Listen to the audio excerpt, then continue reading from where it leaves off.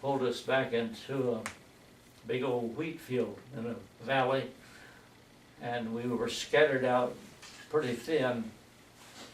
And the day after Christmas, the Stuka dive bombers, the Germans had planes that were Stuka dive bombers, and they started bombing us. They'd come morning, noon, and night, just as regular, and there'd be anywhere from 10 to 14 of them in a bunch, and they'd bomb us and go on. And noon, here they'd come again, and at night, after every raid, you'd hear them old picks and the shovels digging the foxholes a little bit deeper, and they did that for 6 days, and they finally got some American planes in, and they happened to run across these Stukas going back to their airfields, and they shot down the most of them, and we weren't bothered with them there at that particular place anymore. And we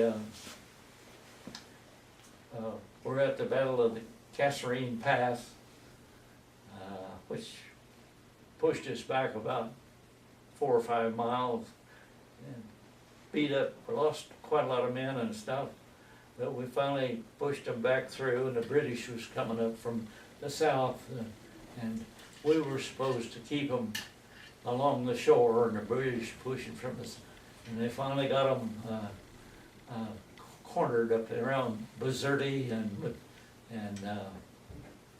other north of Tunis.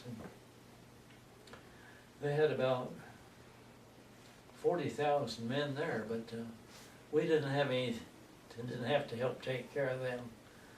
But we went back to clear back to where we started out over in Morocco, and drove back and over there a while, and they loaded us up and told us we was going to have to go on the invasion of Sicily. We just got over there, and they decided we wasn't going, so we turned around and went back.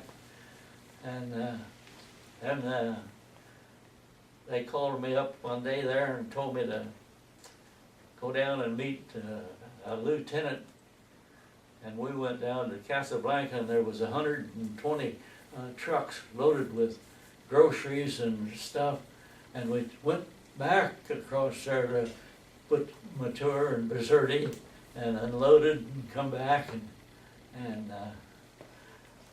that made 6 times that I have been back forth across northern Africa. And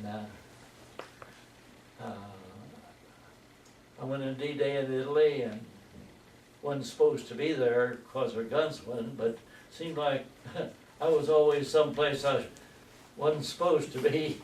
But we stayed with the infantry for about 3 days, and our guns come in and we went back to them.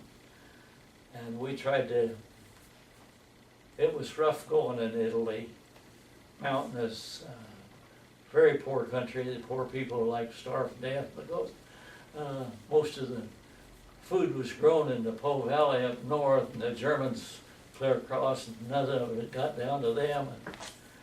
And I've seen them catch sparrows, pull the feathers off of them, boil them, make soup out of them, or catch little frogs and eat them. We give away a lot of sea rations of our food, and lots of times we'd be eating, and a little old kid come up and sit down beside you. Every bite you take, he'd be watching you. You'd give up pretty soon, dump your mess, get over in his little old can. And yeah, it was sad, yeah. And then we went up to, fought our way up to Mount Portia. There's a mountain before Casino. And they tried to take it, and the infantry couldn't.